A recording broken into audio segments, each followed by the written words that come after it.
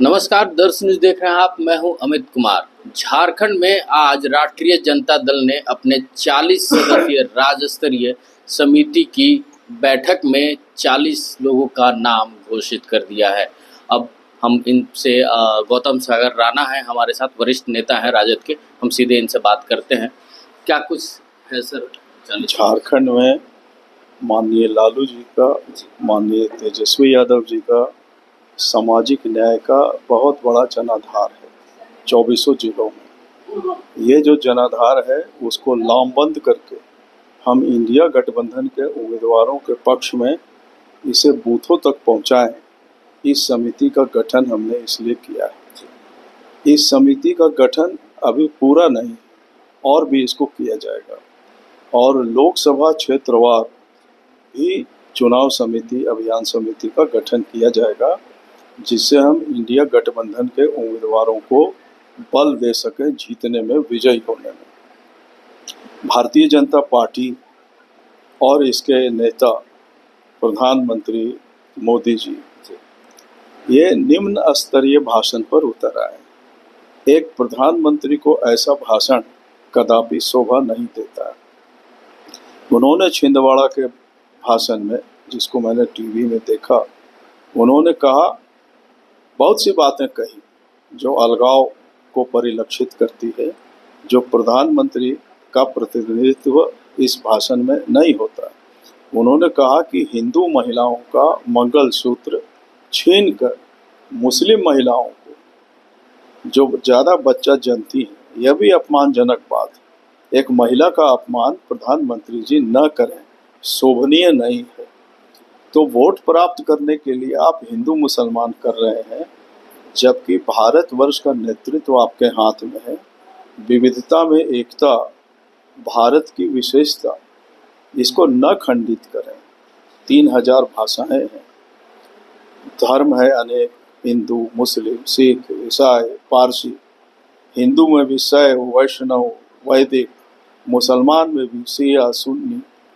तो हर एक धर्म में अलग अलग शाखा को मानते हैं। बौद्ध धर्म है तो हीन यान, बौद्ध धर्म है तो दूसरा उसका खुट।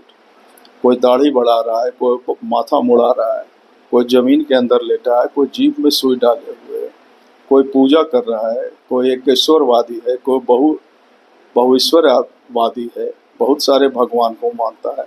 कोई द्वैत है, कोई अद्वैत है। कोई मानता है कि भगवान और हमारे बीच कोई नहीं है, कोई मानता है कि नहीं, भगवान और हमारे बीच में प्रॉफिट हैं। मुस्लिम मानते हैं हमारे बहुत प्रॉफिट आएंगे।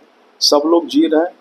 अब आप हिंदू मुसलमान करेंगे भारत में, अब प्रधानमंत्री होकर मुकदमा किया जाए, प्रधानमंत्री पर रोका जाए, लगाम लगाया जाए उन पर, चुनाव आयोग से यह मांग करते हैं।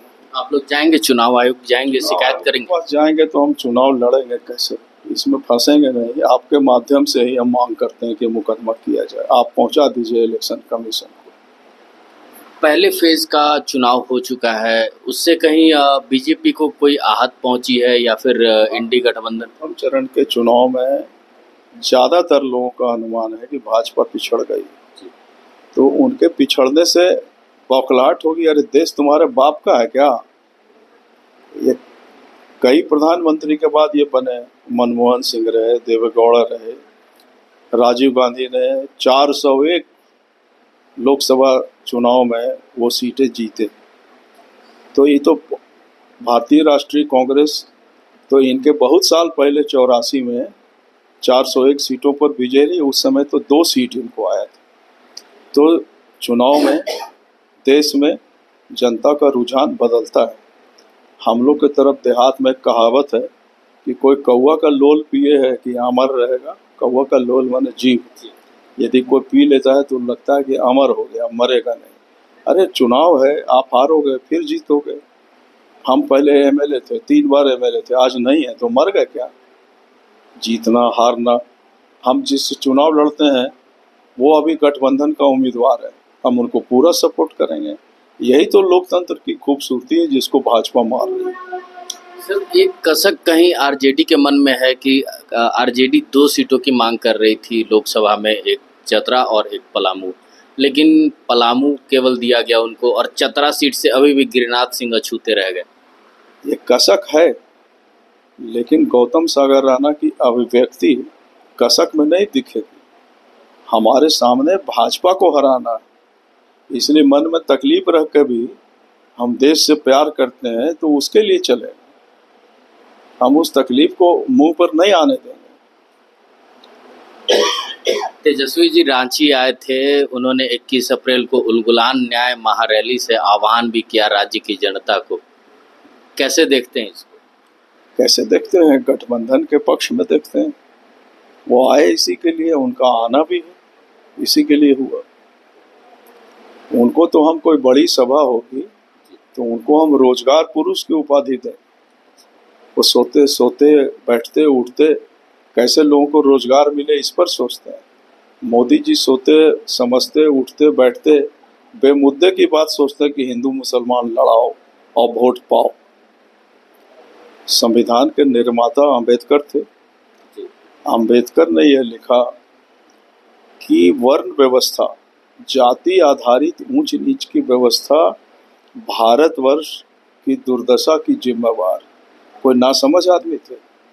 आज भारतीय जनता पार्टी मनुवाद के नाम पर इसको बनाए रखना चाहती है, वर्णवादी व्यवस्था।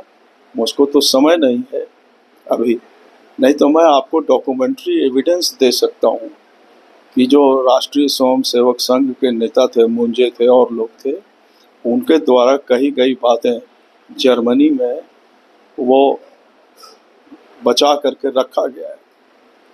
तो वो सारी चीज़ों का भी प्रेस के सामने कोई डिबेट हो तो हम उन चीज़ों को ला कर रखें कि मुंह में राम बगल में छुरी, यही है भाजपा।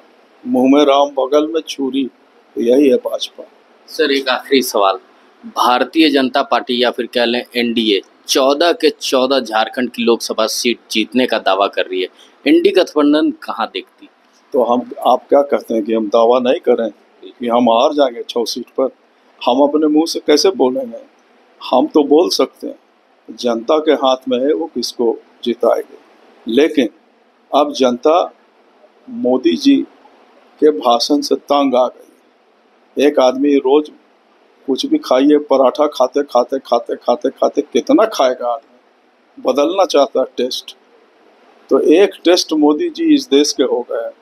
मोदी की गारंटी, अरे तुम आदमी हो, कल सांप काट लेगा तो गारंटी खत्म।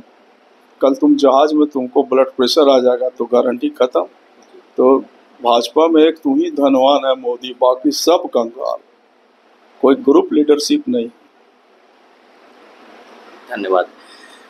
तो 21 अप्रैल की उलगुलान न्याय महारैली के बाद तेजस्वी आए और यहाँ राज्य की जनता के साथ उन्होंने अपना संबोधन और संबंध स्थापित किया। साथ में ये भी बता दें कि इससे अब इंडी गठबंधन अब ये भी कहने से पीछे नहीं हट रही है। वो भी कह रहे हैं कि 14 के 14 लोकसभा सीट पर अब वो विजय हासिल करेंगे।